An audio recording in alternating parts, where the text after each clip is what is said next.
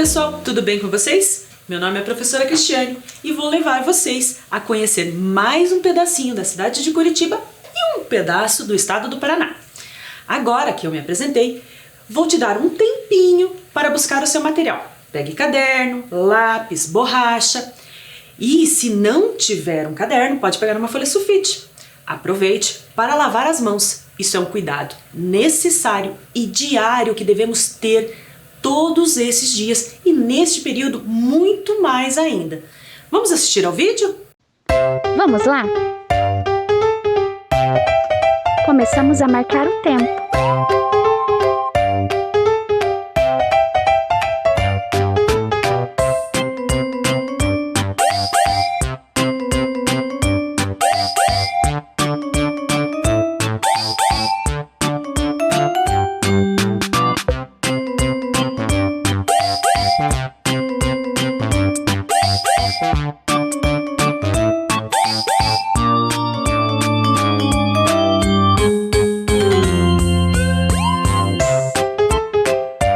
Comece lavando as suas mãos.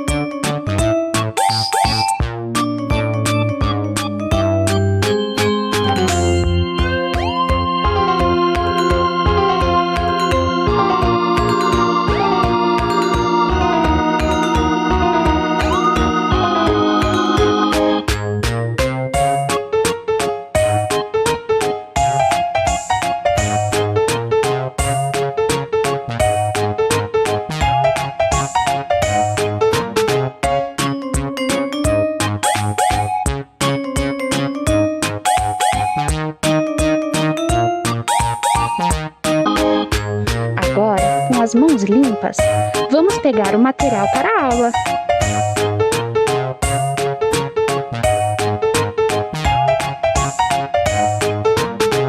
Caderno ou uma folha. Lápis, canetinha, lápis de cor.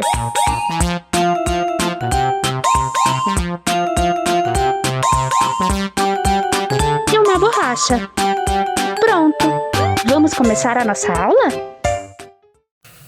E aí, buscaram seus materiais? Vamos anotar os dados da nossa aula de hoje.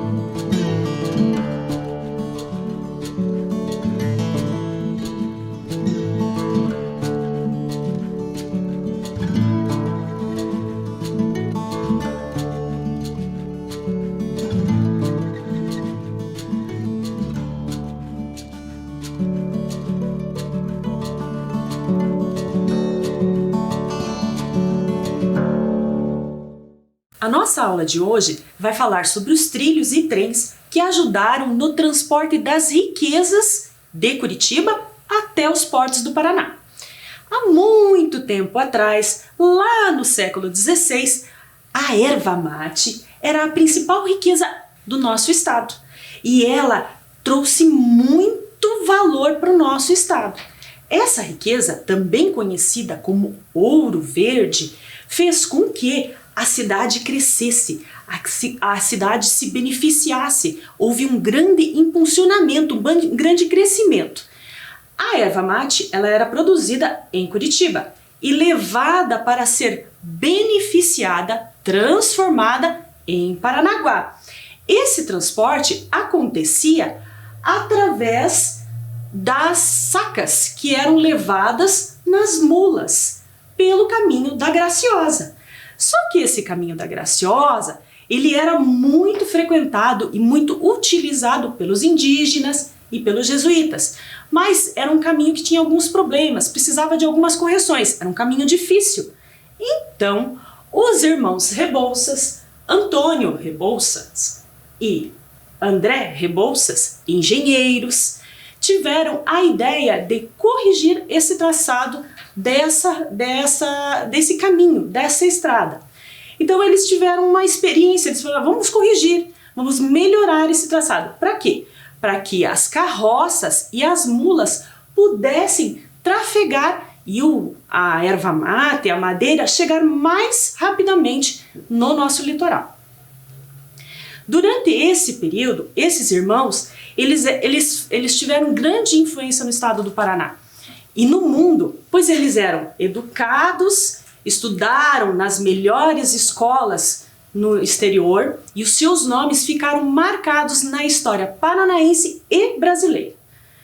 Este caminho foi muito importante, mas eles pensaram assim, nossa, temos que ter uma nova ideia, vamos fazer uma ferrovia. Então eles tiveram a ideia de projetar a ferrovia que ligasse os portos até Curitiba.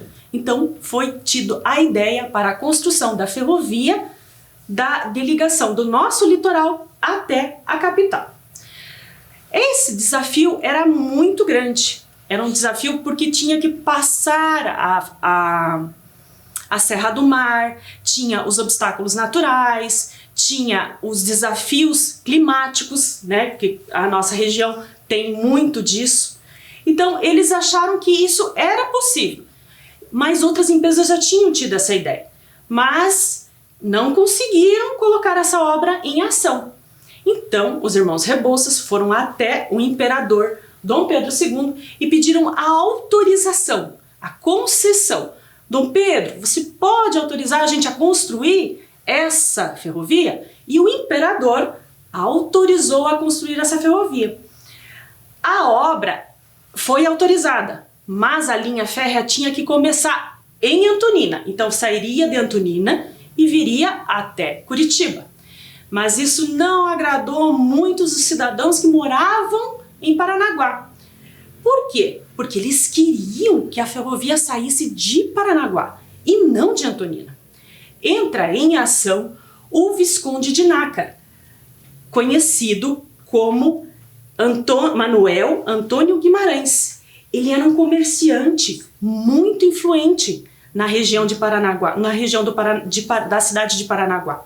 Ele era um comerciante que tinha a influência e também ele foi um dos primeiros funcionários a criar a Casa de Comércio, a Casa de Impostos da região. Então ele instalou uma casa que cobrava os impostos do município. Ele, Visconde de Nácar, juntamente com a família Correia, pediram ao Dom Pedro que a ferrovia começasse em Paranaguá, com a justificativa que o porto de Paranaguá seria maior, poderiam atracar, ancorar navios maiores. Então, Dom Pedro autorizou. A ferrovia começa de Paranaguá e vem até Curitiba. Com a presença do imperador Dom Pedro II, as obras são iniciadas oficialmente. Mas um dos pedidos dos irmãos Rebouças era que a obra não tivesse trabalho escravo. Ou seja, foram contratados milhares de trabalhadores paranaenses, imigrantes e colonos. Então a obra inicia-se com a Companhia Belga, que põe a cargo a obra do engenheiro italiano Antônio Ferrucci.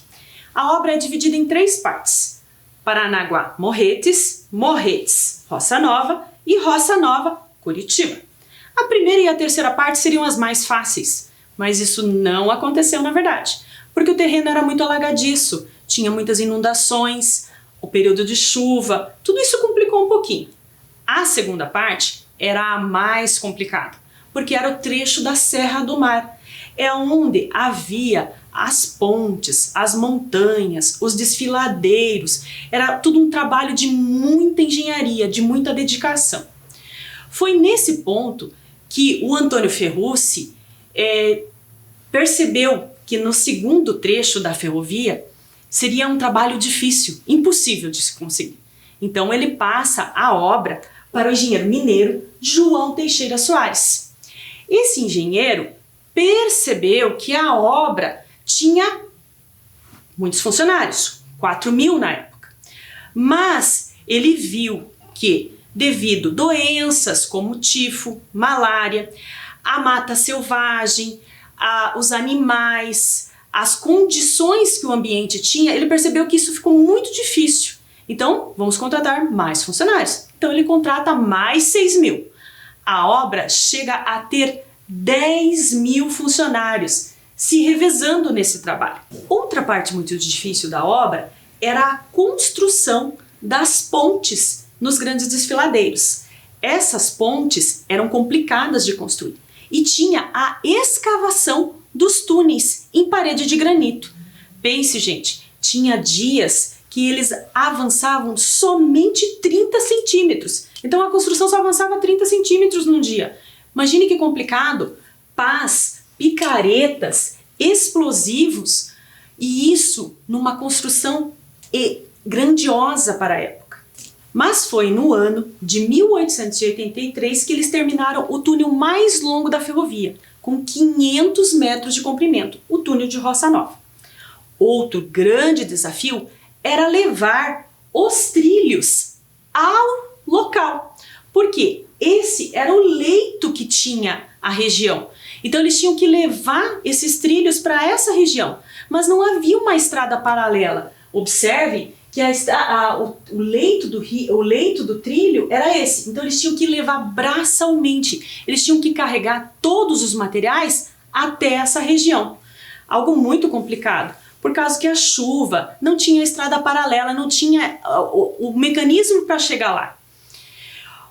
O engenheiro Teixeira Soares percebeu que esse trabalho era muito braçal e ele verificou que era muito difícil. Então, ele percebe que a obra ganha grande magnitude, grande crescimento. Ele viu que com a construção da ponte sobre o Rio São João, muito trabalho aconteceu. Nesta obra, eles gastaram 500 toneladas de ferro. Imaginem, gente, o tamanho dessa obra. Em meio a muita chuva. E em 1884, essa parte já estava pronta. Nessa época, passa a primeira locomotiva a vapor na região. A viagem inaugural não acontece em 1884. Ela acontece em 2 de fevereiro de 1885, com a presença de várias autoridades, jornalistas do mundo inteiro, porque eles queriam ver o tamanho da obra, a grandiosidade que tinha sido construído aqui no Brasil. Foram construídos 13 túneis, 30 pontes, vários viadutos, o viaduto Presidente Carvalho, um dos grandes cartões postais da ferrovia, e foi graças a essa obra que Curitiba cresceu, desenvolveu-se rapidamente, escoando os grandes ciclos da nossa cidade. Então, primeiro foi a erva mate, a madeira, tivemos o café e hoje é a soja. Antigamente, um vagão transportava até 6 toneladas. Hoje, os vagões chegam a transportar 90 toneladas. Agora eu vou te mostrar algumas fotos da ferrovia nos dias de hoje. Aqui nós temos o viaduto Presidente Carvalho e a ponte Rio São João. Foi graças a toda essa obra que Curitiba desenvolveu-se. E sabe aonde você encontra toda essa história? No Museu Ferroviário de Curitiba. O Museu Ferroviário de Curitiba é a antiga estação ferroviária da nossa cidade. Esse museu foi desativado, essa estação ferroviária foi desativada nos anos 70 e se tornou museu em 1984. Atualmente, ele fica dentro do Shopping Estação. E a entrada é livre, franca, e quando esse período da quarentena acabar, é uma ótima oportunidade para a gente conhecer. Próximo ao museu, temos uma Maria Fumaça, uma locomotiva a vapor. Olha que interessante, quanta história esse museu traz para a gente conhecer. Ao entrar nesse trem, encontramos 2 vagões. Um vagão, que é a biblioteca, onde encontra-se os registros históricos da ferrovia, a contabilidade, todos os documentos e jornais da época. E do outro lado, temos o outro vagão, que tem um cinema que conta a história da ferrovia.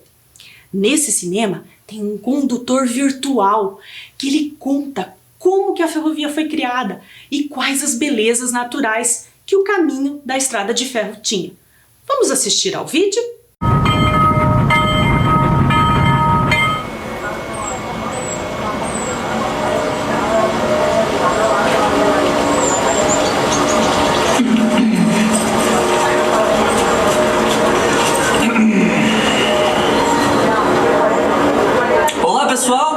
Meu nome é Rodolfo e eu sou maquinista desse trem.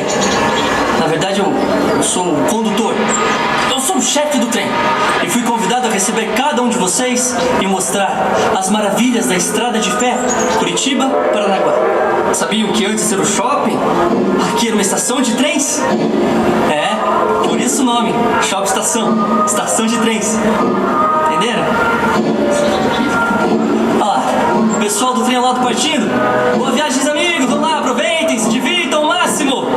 É, estão partindo. Se eles estão partindo, quer dizer que é a nossa hora também. Meu chineque, estamos atrasados, vamos nessa. Bom, mas antes, apertem os cintos. Vamos nessa. Brincadeira, gente, não tem cinto. Mas vou contar um segredinho. Esse trem faz muito mais do que apenas andar sobre trilhos. Então, é a nossa hora. Todos a bordo! Vamos partir! Às vezes dá uma travadinha, sabe? Esse trem é capaz de viajar pelo tempo e espaço. Tem mais de 10 mil capivaras de potência. É movido a pinhão, pirogue e bala de banana. Eu amo bala de banana. Durante o passeio, vocês verão algumas atrações. Desse lado. Do outro lado. Portanto, eu preciso que vocês não saiam dos seus lugares e olhem para todas as janelas. Tudo bem? E segure-se. Tem um trem vindo na nossa direção.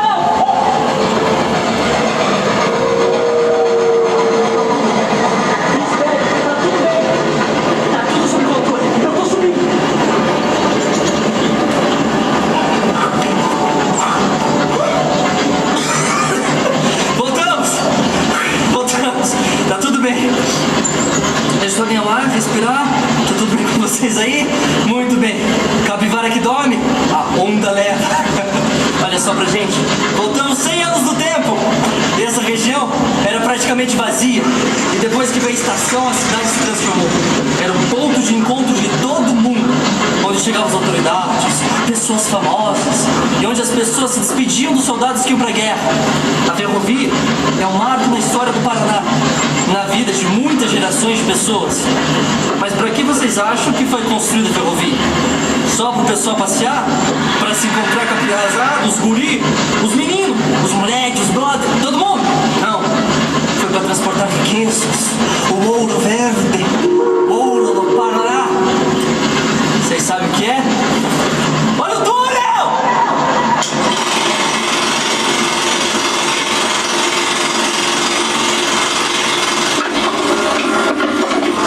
Muito antes do chimarrão, a erva mate já era bem conhecida pelos índios. O mate é um verdadeiro tônico revigorante para suportar o frio da região.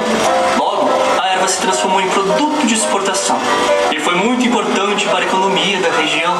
É embalada em barris de madeira que recebia um maravilhoso rótulo na tampa. Verdadeiras obras de arte. A erva mate é um dos símbolos do estado do Paraná, representada com um raminho na bandeira e no brasão do estado.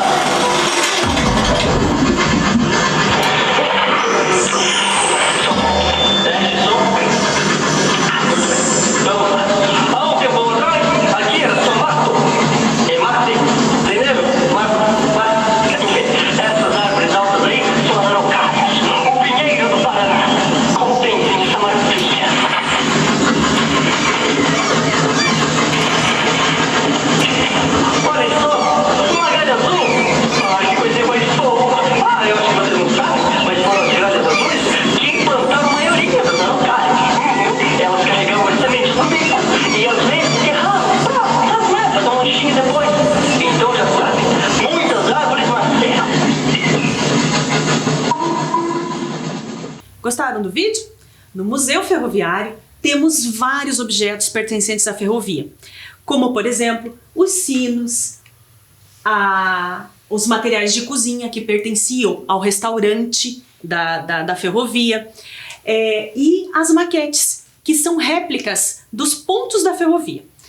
Também temos ambientes que retratam a época da ferrovia, como a bilheteria e a sala da administração.